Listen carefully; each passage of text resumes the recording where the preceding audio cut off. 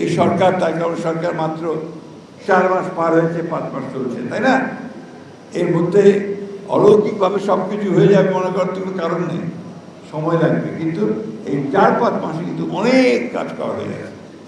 আমি আস্তে আস্তে জিজ্ঞেস করছিলাম যে আপনার এই আমরা যখন সকালে খুব ভোরে রওনা হয়েছি, ড্রাইভারের সঙ্গে কথা বলছিলাম এয়ারপোর্টে আসার জন্য, যে ট্রাফিক কেমন হয়েছে আজকাল। তো বলছে স্যার আজকাল আর ট্রাফিকে ওই যানজট থাকে না, খুব কম থাকে। কারণ কি, ওই যে উনি সিগন্যাল বাতি দিয়ে দিয়েছেন, সবুজ বাতি জ্বললে চলতে পারবে, লাল বাতি জ্বললে চলতে পারবে না, এবং সেটা আর্টিফিশিয়াল ইন্টেলিজেন্স দিয়ে ধরা হচ্ছে যে কারা নিয়ম ভঙ্গ করছে কিনা, ফলে সবাই নিয়ম মেনে চলছে। এখন কিন্তু সেই যানজট আর নাই। এটা একটা বিরাট ঘটনা।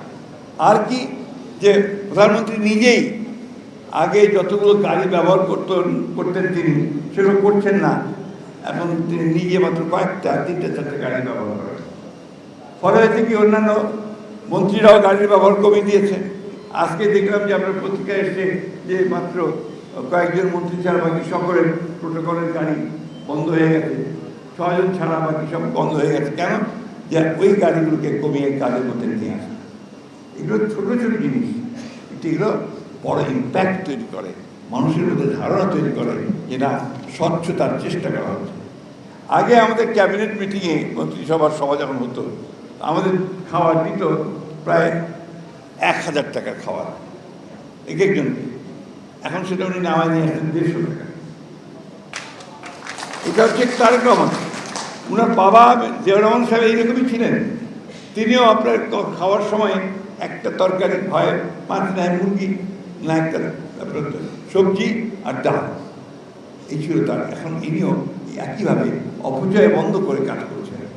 এই ব্যাপারগুলো কিন্তু আমার ছোটো ছোটো ঘটনা, কিন্তু এগুলো কিন্তু জাতির জীবনে একটা বড় ইম্প্যাক্ট হয়ে তৈরি হয়, ঠিক তাই না?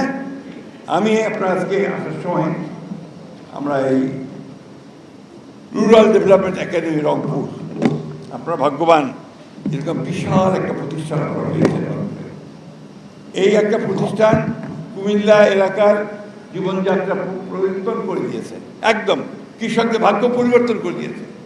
এই একটা প্রতিষ্ঠান বগুড়ার ভাগ্য পরিবর্তন করে দিয়েছে, বগুড়ার কৃষকদের। আজকে আপনাদের রংপুরে এটা আছে, আপনারা অনেকে জানেনই না। 2022 সালে প্রতিষ্ঠা হয়েছে, কিন্তু আমরা কার্যক্রম এখনো শুরু করতে পারা যায় না। যাই হোক, এখন ডিজি এসছেন, তার সঙ্গে আপনারা অনেকেই আরও এসছেন। আমরা ইতিমধ্যে সেক্রেটারি সাহেব এখানে আছেন, তিনি কাজ শুরু করেছেন। আমরা জনবল নিয়ে কাজ শুরু করব। কৃষকদের ট্রেনিং হবে, টেকনিশিয়ানদের ট্রেনিং হবে, বিভিন্ন জায়গা থেকে নতুন নতুন প্রযুক্তি তৈরি হবে। খুব সুন্দর সুন্দর প্রযুক্তি তারা তৈরি করেছে, যাতে করে আমাদের কৃষির ব্যয় কমে আসে, আমরা আরও ভালো করে উৎপাদন করতে পারি। পল্লী উন্নয়ন তো এমনি হবে না।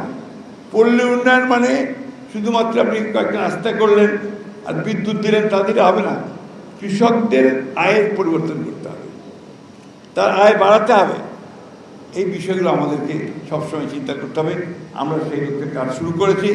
আরেকটি জিনিস যেটা আমি সবসময় মনে করি, খুব আমাদের প্রধানমন্ত্রী প্রধান তারেক রহমান বলছেন, আমাদের শিক্ষিত বেকার যুবকের সংখ্যা অনেক, প্রচুর বেকার, কাজ নেই, বিএ পাস করছে, এমএ পাস করছে, চাকরি পায় না। এই বিএ পাস করে এমএ পাসের দরকারটা কি? টেকনিক্যাল ট্রেনিং নিয়ে যদি কারিগরি শিক্ষা নেন, যদি প্লাম্বিং শিখেন, কার্পেন্টারি শিখেন, এইসব করলে তো আপনার বিদেশে গিয়ে অনেক টাকা আয় করতে পারেন। আমাদের এদিককার লোক, রংপুরের লোক আবার বিদেশে কম যায়, ঠিক না? মধ্যপ্রাচ্যে দেখবেন কুমিল্লা, নোয়াখালী, আপনার বরিশাল, এইসব এলাকার লোকজন বোঝায়, ফলে তাদের অভাবও অনেক কমে গেছে। আর আমাদের এদিককার লোক যাওয়ায় চায় না, বাড়ি ঢুকে থাকে চাই সবাই। কি ঠিক কিনা? আমি ঠিক কথা বলছি কিনা বলে? আচ্ছা, আমার এতদিনকার অভিজ্ঞতা থেকে বলছি, যেতেই চায় না। আপনারা একটু চেষ্টা করেন নিজেরা, যাতে করে বিদেশে যেতে পারে আপনাদের ছেলেমেয়েরা টেকনিক্যাল ট্রেনিং নিয়ে, স্কিল ট্রেনিং নিয়ে, এবং তাতে করে আপনাদের পরিবর্তন, আমাদের অবস্থার পরিবর্তন হবে। একটা এলাকার পরিবর্তন ভাই কেউ করে দিতে পারে না, নিজেদের চেষ্টাটা লাগে।